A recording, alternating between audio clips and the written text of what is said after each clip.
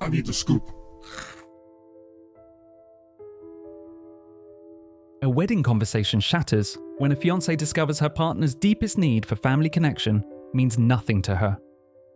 This Reddit confession sparked fierce debates about compromise, empathy, and what happens when someone's trauma becomes inconvenient to their partner. Get ready for a relationship breakdown that reveals how cruelty can hide behind the smallest disagreements. A few weeks ago, my 27-year-old female fiancé and I, a 28-year-old man, were talking about our wedding, which is scheduled for June of next year, and our honeymoon. At one point, I jokingly said something to the effect of, "We'll see about that, future Mrs. followed by my last name," and she visibly cringed. She told me she isn't going to be Mrs. followed by my last name, and I said, "Okay, then I'll be Mr. followed by her last name, because I don't really care if she takes my name or I take hers. I just want to share one." She said, "No, I'm keeping my name and you can keep yours." I asked who our future kids would be named after. She said her because she's the mother, so I'd be the odd one out. I should have clarified this, but she's also opposed to hyphenating. She's adamant we should each keep our own last names and any future kids will only have hers. For context, I grew up in foster care after both my parents died. I didn't have any other biological family, so I was bounced around from home to home from the ages of 5 to 18 when I aged out. I never felt welcome in any of those foster homes and never felt like I had a real family. I always swore I'd have a real family one day though. So naturally I want to share a last name with my wife and our kids. I truly don't care what name. Mine, hers, a new one we both choose. It doesn't matter to me. I just want a real family that I feel connected to. We've been dating for 3 years and engaged for almost 5 months. And this is the first time she's said she doesn't want to share a name. Previously she never said anything when I called her the future Mrs. followed by my last name, so either this is new or she's been holding it in.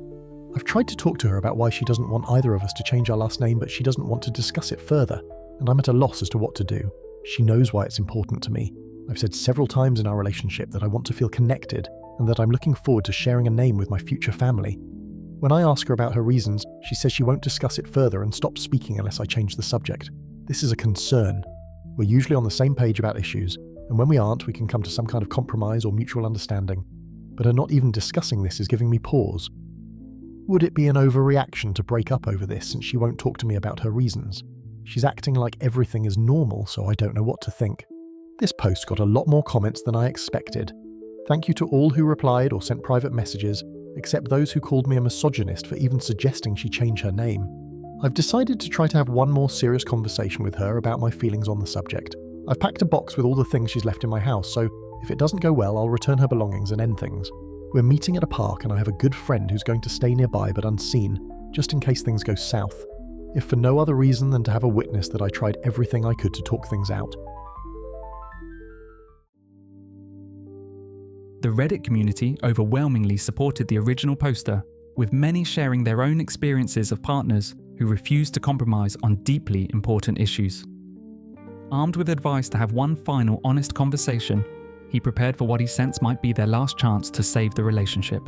The next day's meeting would reveal just how little his pain meant to the woman he planned to marry. Here's an update to my post from yesterday. I'm still processing everything, so I may not reply to comments right away. We met up at a park today. I asked her late last night if she could meet me to talk about something, and she immediately agreed because it seemed she thought it was about the wedding. My friend was with me, but waited in my car so he wouldn't be spotted. But I did decide to turn on the voice recorder on my phone because in the past she's manipulated her telling of certain situations to make it seem like she's blameless. I overlooked it before because I thought she was just used to getting her way. Now I realise that was a mistake on my part. So I got there early and walked around for a few minutes before meeting up with her in a picnic area. I asked her to sit down with me because I needed to ask her some very important questions about our future. I told her I needed answers and I needed her to give me enough respect as a human to not walk away when I'm trying to talk. I started by explaining again how I've never felt like I was part of a real family, not since I lost my parents anyway, and how important it is to me that I feel that connection to my wife and kids. It may seem like a small thing to most, but to me it's huge. I've lived most of my life feeling like I'm completely alone. She told me she knows how hard my life has been and now I have her so I'm not alone anymore. Then I asked her if she could please explain to me exactly why she is so vehemently against us having the same last name, if she acknowledges that she knows how important it is to me that I share a name with my wife and kids, so I feel like I'm in a real family and not an outsider. I reminded her that I don't expect her to take my name, and I'm more than willing to take hers, hyphenate, or come up with something completely different.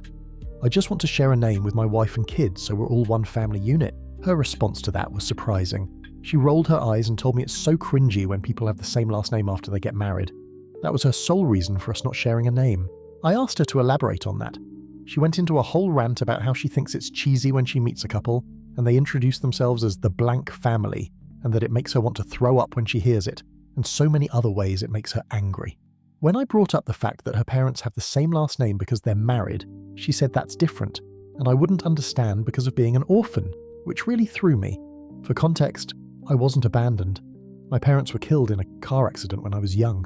Long story short, I let her know that I need some time to myself to really think things over and decide how I want to move forward. I asked her to give me time and I would let her know when I'm ready to talk. She didn't like hearing that, but I told her I needed to leave. So now I'm at home thinking about everything and wondering how to move on. I know the relationship is over, but I haven't made the breakup official yet. It's going to hurt for a long time, but I know what I need to do for my own mental health. I can compromise on some things, but I can't be with someone who won't also compromise. Her belongings are still packed up and my friend has offered to drop them off once I end things with her. Luckily, I live in a gated condo community, so once I take her name off the approved visitors list, she won't be able to come to my house. I know she won't react well when I tell her we're over. That's all. I'm going to take some time for myself and try to get over everything. Ending an engagement is tough, and I don't wish this heartbreak on anyone. Thanks for the support from all you strangers out there. If I have any other updates on my situation, I'll probably post them to my profile so I don't take up space on the subreddit. Readers were stunned by the fiancé's callous response, with many pointing out the red flags of manipulation and emotional cruelty. The original poster took time to process the devastating conversation, while his ex-fiancée's behaviour grew increasingly erratic. What started as a request for space would escalate into a campaign of harassment that proved he'd made the right choice. This will be the final update, I hope, to my relationship issue. A lot of people asked for a resolution, so I thought I'd give one to those interested. I went to work on Monday, and my boss could tell I was depressed, so she asked me what was going on. I explained everything I had on my mind and the conversation I had to have over the weekend. She asked me if I wanted a distraction from everything and offered to have me accompany her and her husband, they're co-owners of the company I work for, on a short trip to meet with some potential clients. I would be working on the project anyway, so she thought it might be good to have me in the meetings, especially if I needed to get out of town. So early Tuesday morning, the three of us left for the meetings. We were busy all afternoon and part of the evening, so I wasn't checking my personal cell. At 10 p.m, I saw that I had a lot of missed calls and texts from my fiancée. By a lot, I mean over 50 texts and 19 missed calls since that morning. It seems she went to my condo, and when security wouldn't let her in, since I took her off my list of approved visitors, she flipped out.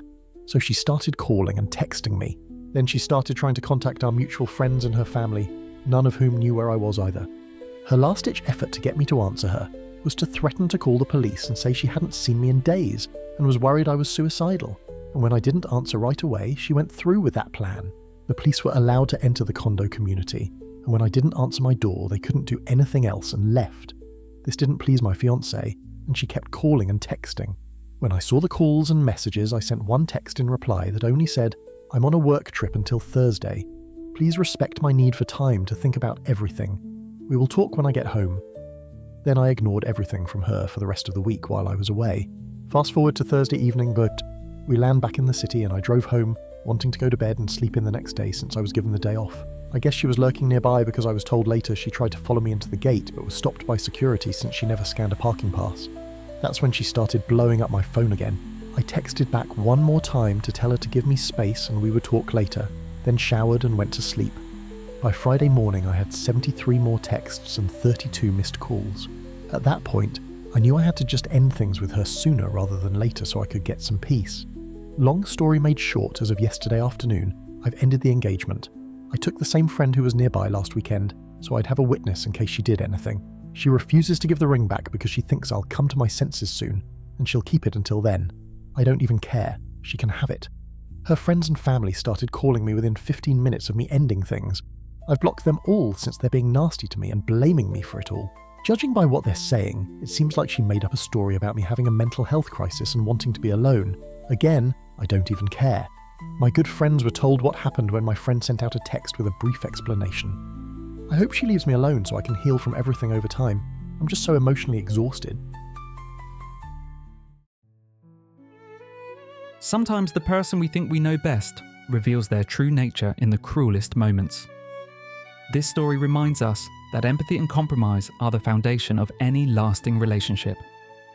Share your thoughts on navigating major relationship differences in the comments, and subscribe for more stories about love, loss, and the courage to walk away when someone shows you who they really are.